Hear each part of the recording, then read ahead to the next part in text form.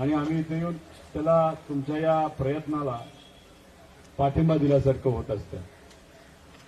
मला असं वाटतं गेल्यावर सुद्धा मला जेव्हा जाणवलं की सरकारकडनं कदाचित मी इथं बसल्या असल्यामुळे निर्णय घ्यायचा होता, पण मग सरकार म्हणत होतं की अरे ते रोहित पवारला जाऊ द्या, मग आम्ही निर्णय घेतो. मला असं वाटतं की अजून 2 तास म्हणजे अर्धा तासाची चर्चा म्हणजे त्याला एक आमचं एक मेथड असतं, नाही तर एक मॉडेल असतं, त्याच्यातून आम्ही काही विषय मांडत असतो. तर ती आता चर्चा अधिवेशनामध्ये सुरू आहे. म्हणजे अजून अधिवेशन 2 तास चालू राहील. मला माहित नाही तुम्ही अजूनपर्यंत आमदारांना फोन केला ना, तुम्ही फोन केले, तुम्ही सगळ्यांनी फोन केले म्हणून त्यांनी काय केलं, तिथं मंत्र्याबरोबर जाऊन बसले आणि सगळे आमदार जे तुम्ही निवडून दिलेले आहेत, पदवीधर असो नाही तर शिक्षक, हे तुमच्या सगळ्यांच्या पाठिंब्याने, तुमच्या एकजुटीमुळे, तुमच्या फोनमुळे बैठकीला एकत्र आले. हे सगळ्यात जास्त महत्वाचं ते यश आहे. आता जे भुसे साहेब आहेत आणि सर्व आमदार हे मुख्यमंत्री साहेबांना भेटायला गेलेले आहेत. मला असं वाटतं अजून एकदा तुम्ही आमदारांना फोन करायला काय हरकत नाही. प्रेशर आणा, त्यांच्याशी बोला. आणि अधिवेशन आता 1.5-2 तास चालूच राहणार आहे. अधिवेशनामध्ये फक्त मंत्री महोदयांना हे सांगायचं, निवेदन करायचं की महाराष्ट्रातले हजारो जे शिक्षक आहेत मुंबईला आलेले आहेत. विद्यार्थ्यांच्या शिक्षणाचा प्रश्न महत्वाचा आहे. शिक्षकांचा पण प्रश्न हा खूप महत्वाचा आहे. गेल्या वेळेस आम्ही शब्द दिला होता की पुढच्या वेळेस तुम्हाला कुठेही आंदोलन करावं लागणार नाही. तो दिलेला शब्द आम्हाला पाळण्याचा असल्यामुळे आता या निवेदनाच्या माध्यमातून मी जाहीर करतो, म्हणजे मी मंत्री असं समजू नका, ते काय बोलायला पाहिजे हे सांगतो की मी जाहीर असं करतो की उद्यापासून नाही तर 1 ऑगस्ट पासून आम्ही पुढचा टप्पा त्या ठिकाणी देत आहोत. एवढं फक्त किती मिनिटं लागलेला, 1 मिनिट धरा हो. 1 मिनिटाचं निवेदन हे मंत्री महोदयांना तिथं करायचंय. बरं, असं काही ते वेगळं तुम्ही मागितलंय का? सोपं, म्हणजे गेल्या वेळेस शब्द दिला तो फक्त पाळायचा आहे, वेगळं काय नाही. खरं तर एवढा खाटाटोप करायचंच कारण नव्हतं, एवढी चर्चा करायचं कारण नव्हतं, तुम्हाला इथं बोलण्याचं पण कारण नव्हतं, यायचं पण कारण नव्हतं. फक्त तुमच्या मागण्यात दिलेला शब्द याला दुर्लक्ष केल्यामुळे तुम्हाला सर्वांना इथं यावं लागलं.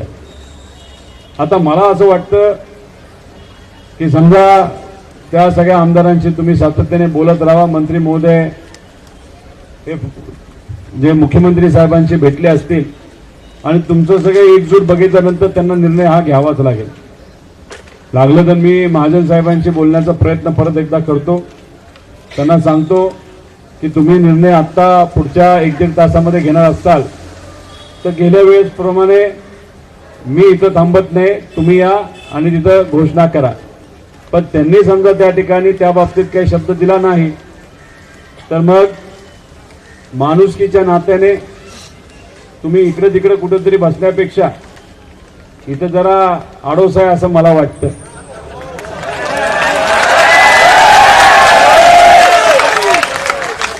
फक्त काय, तुम्ही इथून एकदा निघाला तुम्हाला परत पोलीस आत येऊनच देणार नाही, उद्या पण येऊन देणार नाही.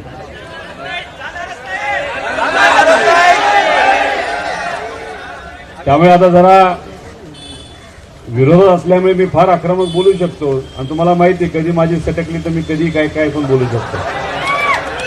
पण हा विषय शांततेत चर्चेतून मार्गी लागला पाहिजे अशी आमची भूमिका आहे.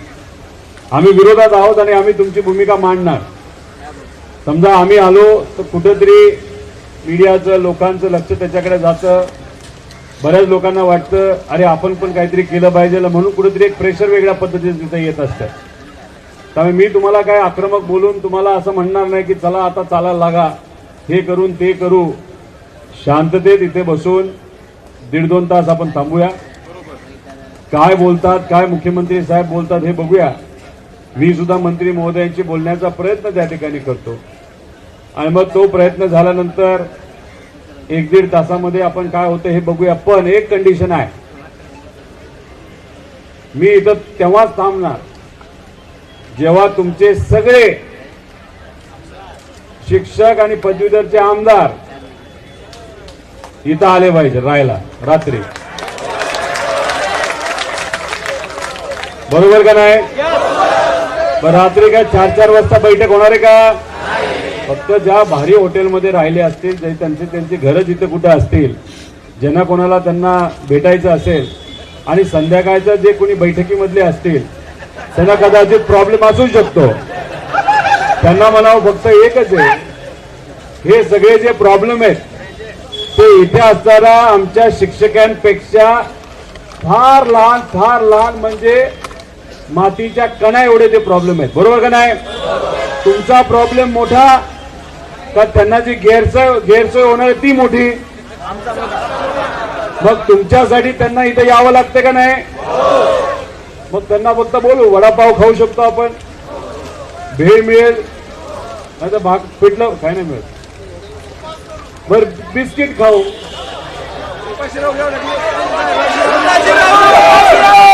अरे बाबा तुमचे काही आमदार वयाली थोडे मोठे आहेत, त्यांना शुगर बिगर झालं काय करता? त्यामुळे चहा बिस्किट खायला काय हरकत आहे का? बरं ठीक आहे, म्हणजे जे काय तुम्हाला फोन करायचे फोन करायला सुरुवात करा. बऱ्याच खुर्च्या आहेत, त्यातल्या थोड्या खुर्च्या आपण इथं आणून सगळ्यांना बसण्याची व्यवस्था करू. पाऊस पण तुमच्या सगळ्यांवर आशीर्वाद त्या ठिकाणी ठेवून आहे. आणि मी मगाशी जसं सांगितलं, गृह खात्याचे इथं असणारे जे सर्व पोलीस अधिकारी आहेत ते आतून कोणाची माणसं आहेत? मग ते शाळेत गेले असतील का नसतील? बिना शाळेत ते अधिकारी झालेत का? मग आता त्यांचा हा विषय कोणाचा? गुरुवर्यांचा आहे का नाही? तर गुरुवर्यांना म्हणजे गुरूंना ते नक्कीच तिथं पाठिंबा आता या आंदोलनामध्ये देतील का नाही देतील? तो द्यावा. आणि आपण काय म्हणतोय, आम्ही आत्ताच्या आत्ता उठायला तयार आहे, बरोबर? लगेच आत्ताच निघू, पण त्यासाठी काय अधिवेशनामध्ये सभागृहामध्ये 1 मिनिट फक्त मंत्री महोदयांनी काढून तुमच्या बाबतीतलं निवेदन करायचं. त्यामुळे आपली भूमिका इथं काय, इथून निघून आपापल्या घरी जाऊन आपापल्या शाळेमध्ये विद्यार्थ्यांना उद्यापासून शिकवायची ती भूमिका आहे का नाही? पण ती भूमिका तुमची असताना सुद्धा तुम्ही का अडकून राहिला इथं? का अडकून राहिलाय? कोण निर्णय घेत नाही, घेतल्याशिवाय आपण ठीक आहे. आता आपण थांबूया. मी पोलीस मी तर आहेच, मी कुठं जातो तिथे, पण माझी कंडिशन काय, आता सलील भाऊ देशमुख सुद्धा आपल्या बरोबर तिथे आहेत, एकदा त्यांच्यासाठी सुद्धा त्यावेळी त्यांचा सत्कार केला पाहिजे. आता कोणाला फोन करणार तुम्ही? एकदा आमदारांना फोन करून मुख्यमंत्री साहेबांना भेटायला लागले, कृपा करून आजच्या निवेदन झालं पाहिजे, ही पहिली मागणी. आणि जर हे तुम्ही करू शकत नसतात सत्तेत असताना सुद्धा, मग पावसात इथं आमच्या बरोबर तुम्हाला आणि झोपायला येत असताना लागलं तर सत्तेत येत ना, ते 1000 लोकांना जेवण घेऊन यायला काय हरकत येते? अहो तुम्ही बरं नको जेवण, चला जाऊ, जेवण नको. ज्यांना शुगर आहे त्यांना जेवण द्यायला काय हरकत आहे? त्यांनाही काय होत नाही. त्यामुळे त्या आपल्या सगळ्या आमदारांना तुम्ही सांगा, पहिली मागणी आमची काय, आत्ताच्या आत्ता काय झालं पाहिजे? बरे पुढचे जे आहेत ना त्यांची नावं तुम्ही लिहून घ्या आणि सरकारला सांगा, यांनाच फक्त टप्पा मिळाला पाहिजे 20%चा. मागच्यांना असंच सोडून देऊ का? मागचे काहीच बोलणार आहो का? आमच्यावर लाईट आहे म्हणून आपलं आंदोलन पुढे चालले काय, कोणाचं लक्ष नाही. मागच्यांनी सांगा पहिली मागणी काय. चला एक आहे, आपल्याला होम डिपार्टमेंटला सुद्धा सांगावं लागेल, रात्रीच्या वेळेस इथं किती सगळे शिक्षक आहेत, त्यामुळे प्रत्येक व्यक्तीने मोबाईल काढायचा आणि आम्हाला आणि पोलिसांना दाखवून द्यायचं लोक किती आहेत. त्यांच्याकडे मोबाईल जे दिसत नाही, त्यांच्याकडे मोबाईल आहेत का? हो, यांच्याकडे मोबाईल नाहीत वाटतं, त्यांच्याकडे मोबाईल नाही. कोणाकोणाकडे मोबाईल नाही, बस त्यांच्याकडे आहे त्यांनी घ्या ना वर हात. बघा हा फोटो तुमच्या आमदारांना आत्ताच्या आत्ता तुम्ही त्या ठिकाणी पाठवला पाहिजे आणि त्यांना सांगा, आमदार असला तरी आम्ही जसं लहान मुलांच्या आयुष्यामध्ये त्या ठिकाणी रोशनी यावी, तिकडे कुठेतरी चांगले काहीतरी विचार यावे यासाठी प्रामाणिकपणे प्रयत्न करतो, तसंच या मोबाईलच्या बॅटरीच्या माध्यमातून दाखवून देतोय की आम्ही अजून सुद्धा आमच्या हक्कासाठी या मैदानामध्ये काय बसून आहोत. त्यामुळे हा फोटो तुम्ही पाठवावा. आता 1.5 तासामध्ये, म्हणजे अशी अपेक्षा करू मुख्यमंत्री साहेब जाहीर करतील, आणि जाहीर करण्याआधी जर त्यांना वाटत असेल की आम्ही दोघं इथं नसावेत तरी आम्ही इथं निघून जायला तयार आहेत, जर आज घोषणा त्या ठिकाणी होणार असेल. त्यामुळे आपण आणि मीडियांचे सुद्धा मी आभार व्यक्त करतो. वेळात वेळ काढून ही सगळी मीडिया इथं आली. अजून भरपूर मीडिया तिथे येणार आहे. आणि मग आता आपण जर एवढ्या मोठ्या संख्येने इथं जर आंदोलनाला बसणार असेल तर मीडियाला यावंच लागेल आणि या सरकारला सुद्धा तिथे दखल घ्यावी लागेल.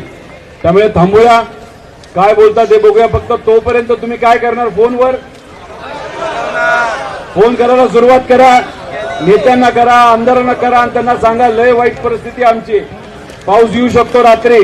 आणि मग अशात तुम्ही आम्हाला भिजवत ठेवला, आम्ही जर भिजलो तर मग येणाऱ्या इलेक्शन मध्ये तुम्हाला सुद्धा आम्ही काय पळू की सोडू करणं शिवाय राहणार नाही. त्यामुळे लगेच बोलायला लागा. बघूया आता चर्चा मुख्यमंत्र्यांबरोबर काय होती आणि निवेदन आजच्या आज होते का याची वाट त्या ठिकाणी बघूया आणि मग त्यानंतरचा निर्णय त्या ठिकाणी आपण सर्वजण घेऊया. धन्यवाद दादा. मित्रांनो, हे होते आमदार रोहित पवार.